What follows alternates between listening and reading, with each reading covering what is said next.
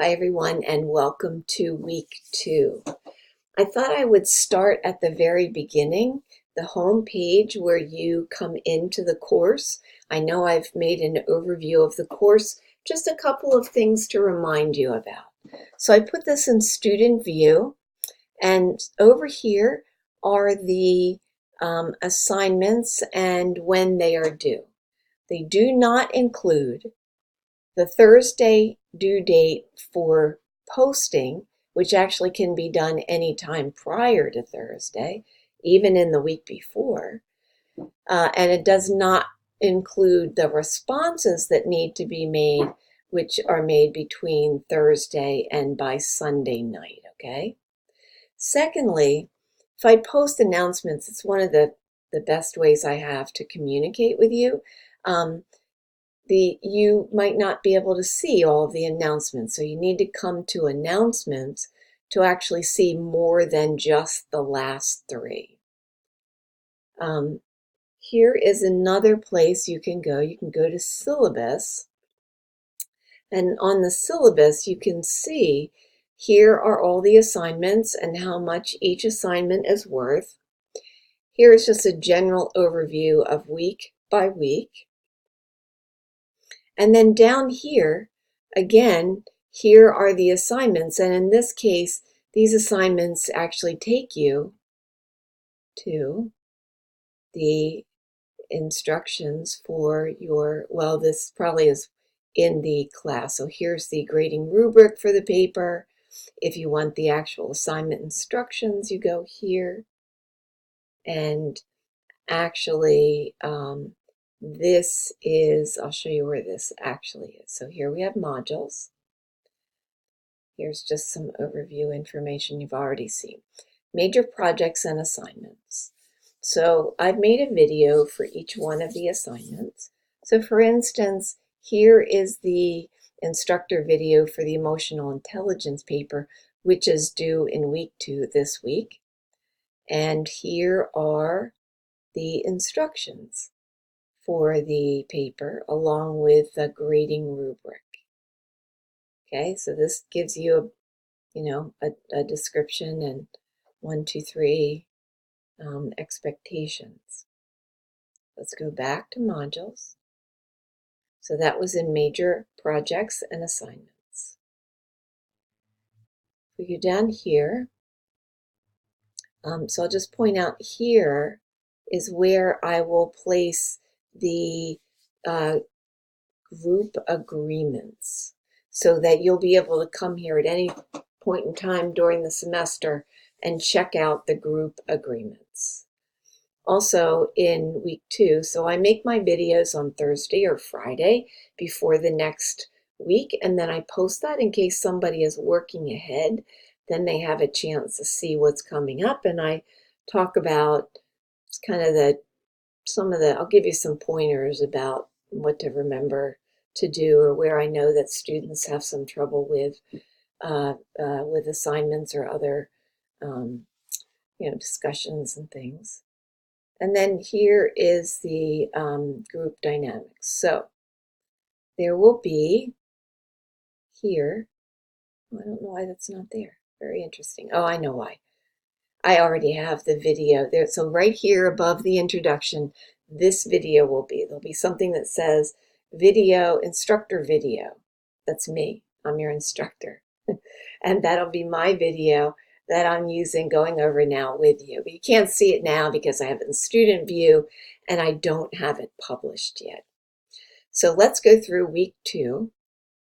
Now we're really going to get a little deeper into group dynamics, and there are a number of resources that you can use to understand this. The very first one was in week 1, Dr. Varol's article that describes, or her chapter actually in a book, that describes the dynamics that happen between and within group members. And then here's the learning objectives. Now you can access each one of these things here, or you can use at the bottom the next button. So this takes us to the learning resources. Each one of these articles is hyperlinked, so all you have to do is click on it and it downloads and then it opens the article. Okay, this is Toni Morrison.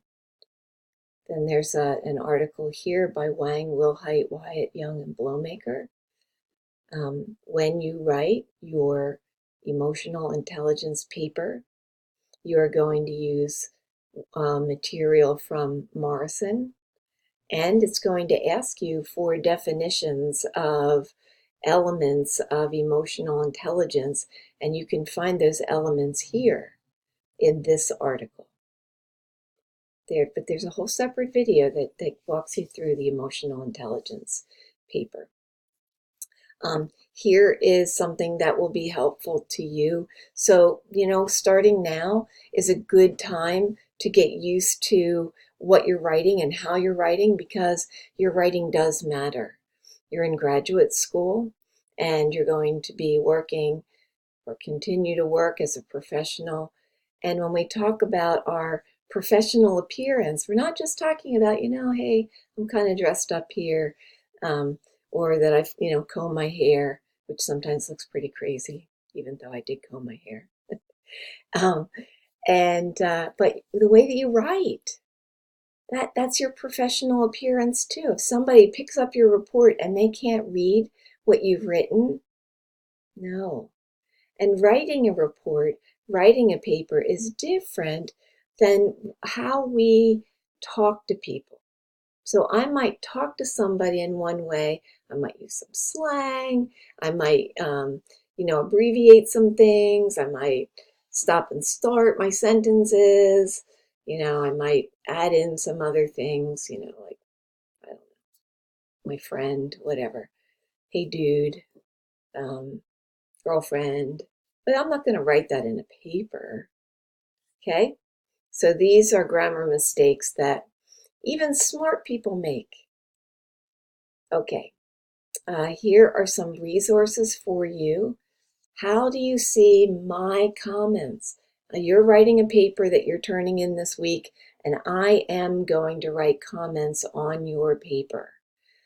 It's important that you read those comments because this paper is the foundation for the next steps in professional development paper that you'll write later in the semester. So you want to read my feedback because you don't want to make the same mistakes twice, okay? How do I view annotation feedback comments? How do I view the rubric results from my assignment? All of these are going to be helpful. And also remember that if you get stuck with trying to navigate around in the course and you need something, the Personal Support Center is there to help you. Okay, and then finally, paraphrasing is so important because that's going to prevent you from being in trouble for not, oh my gosh. Okay, wait, bananas. Plagiarism, there we go. Somebody taught me that. You can't remember a word, just say bananas, and then that word will come back. So you want to avoid plagiarism, and paraphrasing properly is the way to do that, using APA format. Now's the time to get used to doing it. Okay, so here we have Dr. Barol again, and she has two videos here, and they focus on group work. So you are going to watch both of these videos, please. Okay, and this tells you what is going on. Dr. Barol has a very quiet voice, even quieter than mine. And so sometimes you need to use a headset to be able to listen to her, hear what she has to say. All right. So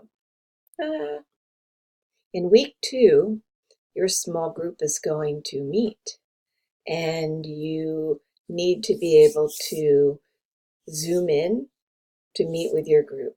You could Skype or use one other kind of video conference. I strongly encourage you to use Zoom. Your presentation has to be recorded in Zoom.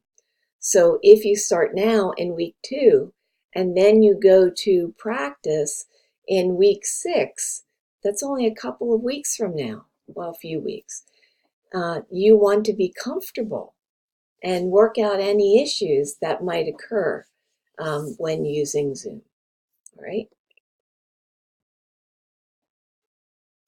Okay, so there's one discussion. My voice isn't still quite right since my cold. Family and group experiences.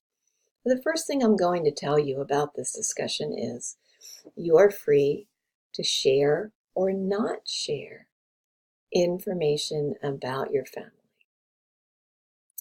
And you want to think about that, because what you are, sometimes we share things because we feel comfortable in the moment, and later we feel vulnerable. That's why we have the class agreements.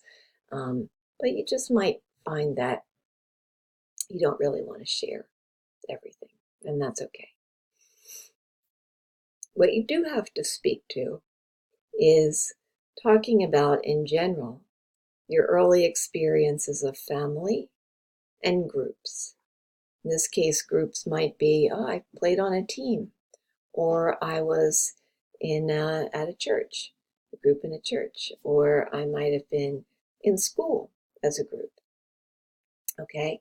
And how do you think these affected you in how you now participate in a group and your own leadership style? Are there some things that you learned that you just want to make sure that you do whenever you're in a group? Or maybe there's some things that you're completely worried about when you get into a group in either a participation mode or a leadership role. Okay, remember your post needs to be a minimum of 200 words and a maximum of 500 words. In week 1, there was a tip on how to add a tool to be able to analyze the number of words that you've used. You'll get better at it over time and won't probably need to use the tool after a while, because every course is set up this way with the same expectations. And then your responses need to be between 75 words so that you have enough description in there, shows that you understand what you're talking about, and 150 words. You don't need to go overboard with, with talking, because you read each other's posts and then maybe responses that people wrote to you. You want to see each week if you can find somebody that does not have a response. We don't want to leave anybody out of this process, which is one of the reasons why responses are made between Thursday and Sunday. Some of you have a lot of time and you have, you can jump on this and you can get it done, or you have more time in the beginning of the week than you do at the end of the week. And other people just can't get it done until Thursday. Doesn't mean that one person's better at being a student than another. This has to do with all the competing forces that you all have in your world and your life. Okay? All right, let's see what's up next. All right, so your group will meet, and this is the process of getting to know each other, to work out your technology in the group. And so you're just going to have and work on your group project. So you'll start by talking about your group project and maybe what you plan to do. Read, read, read the assignment instructions together. In Zoom, you can share a screen. Make sure that when you get into Zoom, you see my picture here? So in Zoom, you could have a teeny tiny picture at the top and a giant picture of somebody else in the middle. Up here in the corner, there's a little toggle button. You want to toggle that button until you see that yourself and everybody else in Zoom are in the same sized boxes so that we can see you all at the same time. And it's not that we only see the person who is speaking. Okay, very important. And so you'll work out a couple of things in your first group. One, you want to work out group leadership. Are you going to take turns leading the group? Everybody has a different week to be the leader of the group. Your small group is a chance to try out things that you don't get to try out where it, like really matters, like work, right? Here you can try it out and see how it goes and get some feedback from your group members. Okay, you want to work out who's going to submit the small group process form, which you find here, and you'll upload. That gives us an overview of what you did in that group meeting, who was present, who was absent, and how you're progressing in this in the process. You want to go to the team agreement form, and you want to discuss your agreement as a small group. What agreements do you want to be sure are part of your small group? So you could download the document and pull out the agreements for each person that's in your group, put that together into a document that's just for you, or you could use the whole document. Maybe other people thought of things that you hadn't thought about. Okay? All right. Now, so you met with your dyad partner in week 1, so you could make sure that you could, figure out how to meet with each other. And in this case, you're not required to use Zoom. You could use Skype or FaceTime. You could talk by phone. You cannot count a dyad meeting that happens by text or email. They do not count. Okay? All right, so in your dyad exercise, you're going to reflect on what you do with your dyad partner following these instructions. You will reflect on this in the week 3 process note. So 2 activities. There are 3 parts to this exercise. The first is a conversation that you have with your partner about how you communicate. Talk about this, how you talk, what your what the ways that you communicate verbally, and then talk about how you might non-verbally express yourself. How do you let people know what your reflection or your emotion is, that you care about them, that you are with the person. The second part of the exercise has to do with a listening dyad exercise. So the first part of that is setting a timer for 5 minutes, and you will talk, both will talk to each other about any topic you choose. After 5 minutes, you're going to reflect on the conversation. How did that conversation go? How did you feel? Did you get a chance to express yourself? Did the other person talk? Who talked first? Who talked second? Who talked the most? Who talked the least? What are your observations about yourselves and your each of you individually? And then you're going to use the timer and set the timer for 5 minutes. Again, this time only one person will be speaking, while the other person will not say anything at all.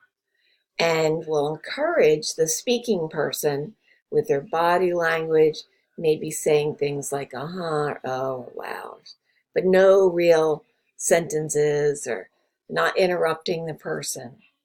After 5 minutes, you'll switch roles. And then at the end of that time, then you each discuss how it felt to talk about without being interrupted and what it was like to be listened to so intently. Okay, this week is this is the assignment